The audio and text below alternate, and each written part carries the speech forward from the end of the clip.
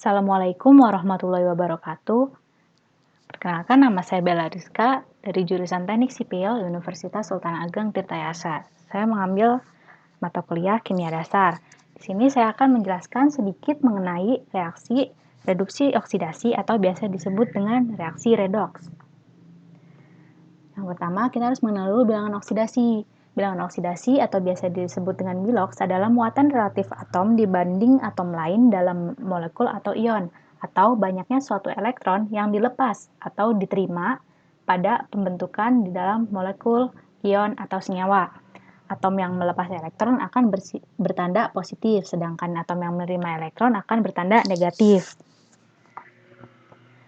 Nah, penentuan biloks ini memiliki aturan-aturan. Aturan yang pertama itu, biloks atom dalam unsur bebas dan tak berpasangan adalah 0.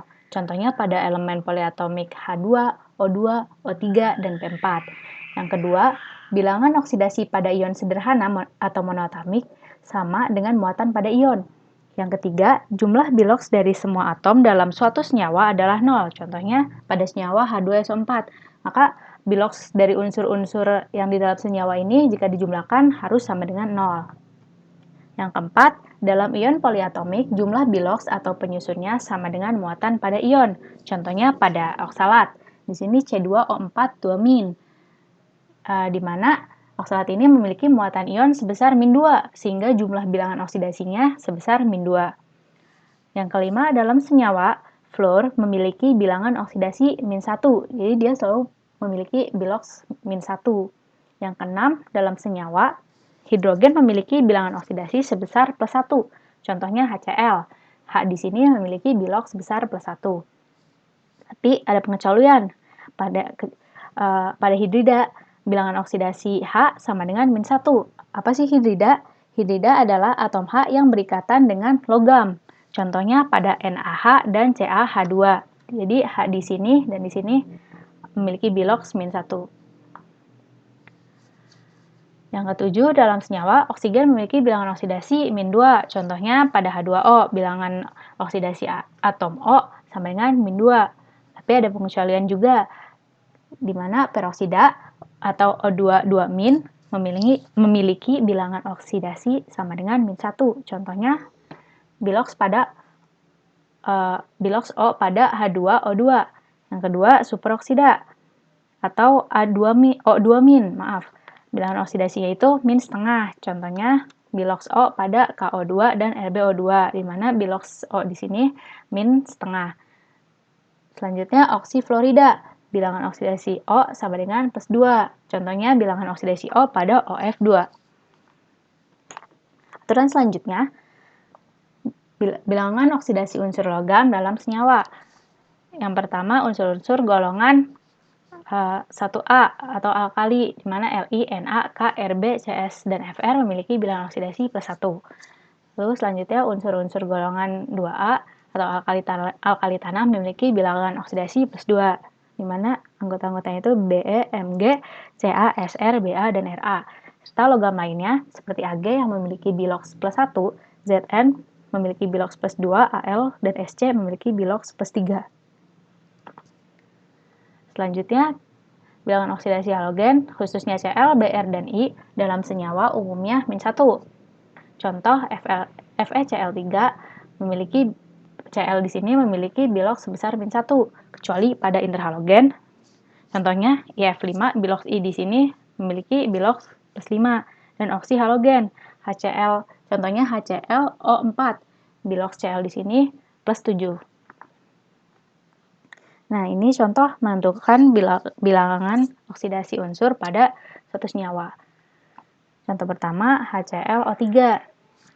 Kita akan mencari biloks Cl karena dia belum diketahui. Seperti aturan sebelumnya, H dan O sudah diketahui, di mana H +1 dan O -2. Tinggal kita masukin aja 1H ditambah Cl yang belum diketahui, lalu dijumlahkan dengan 3O. -2 kali 3 sama dengan 0. Kenapa 0? Karena mengikuti aturan yang ketiga, di mana jumlah biloks pada senyawa itu harus sama dengan 0. Maka Cl di sini sama dengan +5. Yang kedua ada Cr2O7 2-. O di sini sama dengan min 2.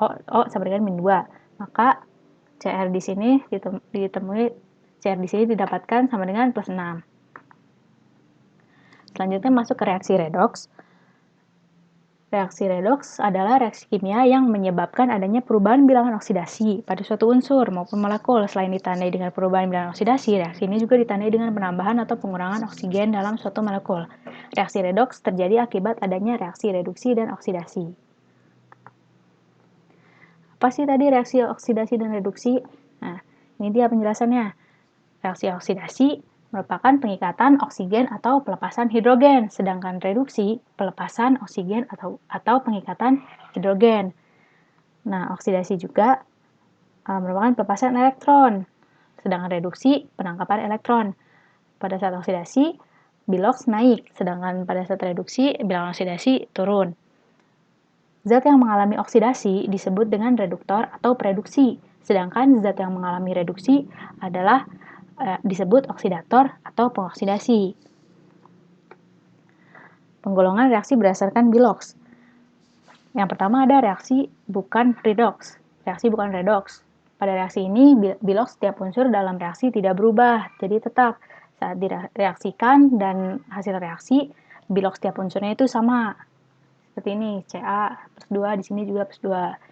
Itu yang kedua, reaksi redoks terjadi di mana reaksi di sini terjadi peningkatan dan penurunan bilangan oksidasi pada unsur yang terlibat reaksi. Contohnya,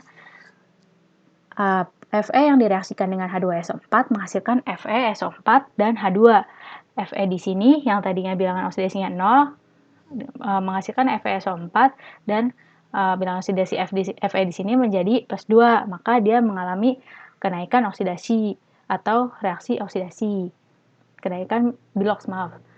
Lalu H di sini mengalami dari plus 1 ke 0. Bilangan oksidasinya turun, maka dia mengalami reduksi. Selanjutnya, reaksi autoredoks atau reaksi disproporsionasi. Dalam reaksi ini, yang bertindak sebagai oksidator maupun reduktor merupakan zat yang sama. Kan kalau yang tadi, oksidator dan reduktornya beda, Fe dan H2SO4. Di sini, oksidator dan reduktornya sama, yaitu I2, di mana I2 ini menghasilkan NaI dan NaIO3. I2 ini terpisah menjadi 2 senyawa, di mana di sini I mengalami penurunan bilangan oksidasi, maka dia mengalami reaksi reduksi dan kenaikan bilangan oksidasi, mengalami oksidasi. I di sini mengalami 2 reaksi sekaligus gitu. Selanjutnya ada reaksi konproporsionasi. Pada reaksi ini yang bertindak sebagai hasil oksidasi maupun hasil reduksi merupakan zat yang sama. Contohnya pengereaksian antara Cl2 yang direaksikan dengan H2 menghasilkan HCl. HCl di sini bertindak sebagai hasil oksidasi dan hasil reduksi, di mana dia WO-nya ada yang naik dan ada yang turun. Nah, sini penjelasan reduktor dan oksidator. Reduktor merupakan zat yang dapat mereduksi zat lain. Reduktor juga zat yang mengalami oksidasi pada saat bereaksi. Namanya reduktor, tapi dia mengalami reaksi oksidasi. Kenapa begitu? Karena reduktor ini melepaskan elektronnya.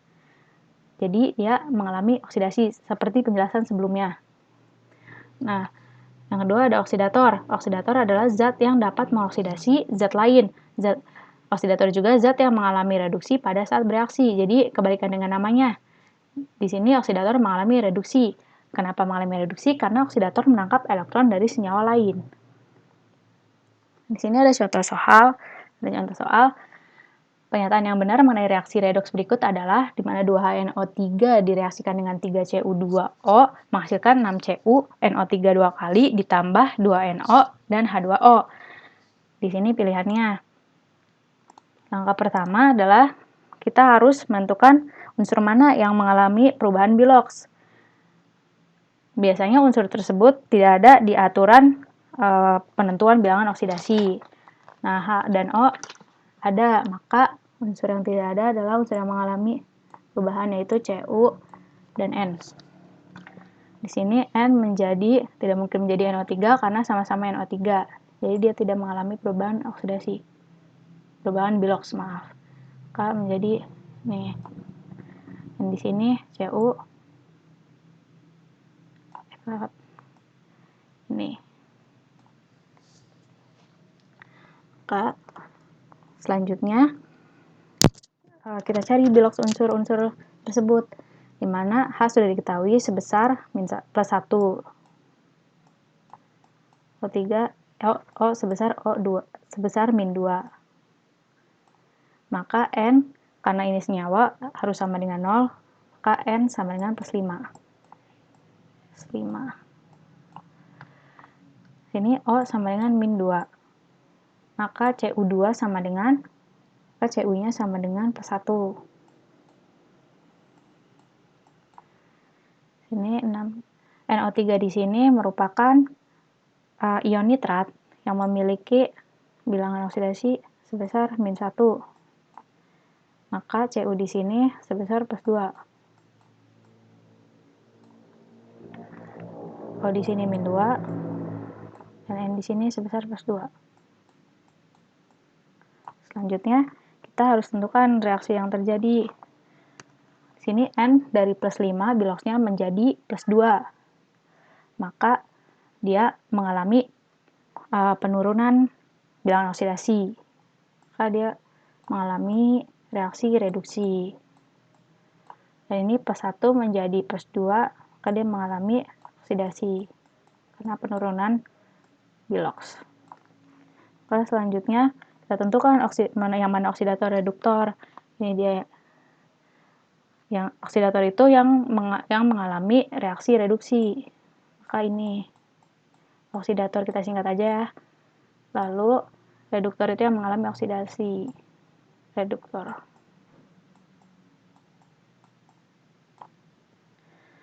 Lalu 6CuNO3 dua kali itu mengalami oksidasi, maka dia hasil oksidasi.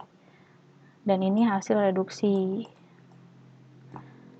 Nah, selanjutnya kita lihat nih, reduksi. Reduksi itu penangkapan elektron, berarti HNO3 menangkap elektron sebesar dari plus 5 menjadi plus 2, maka 3 elektron. Kita lihat pilihannya. Atom N melepas 3 elektron. N 3 elektron, tapi dia menangkap, bukan melepas. Salah. Cu2O bertindak sebagai oksidator. Cu2O reduktor. Salah. HNO3 bertindak sebagai reduktor. HNO3 itu oksidator. NO merupakan hasil reduksi. NO. Ya, NO merupakan hasil reduksi. Jawaban D benar. Kita cek lagi jawaban E. Bilox Cu berubah dari 2 ke plus 1. Kebalik dari 1 ke plus 2. Salah. Maka jawaban yang benar adalah D. Selesai. Nah, selesai penjelasan dari saya. Mohon maaf bila banyak kesalahan dan kekurangan. Kurang lebihnya mohon maaf. Wassalamualaikum warahmatullahi wabarakatuh.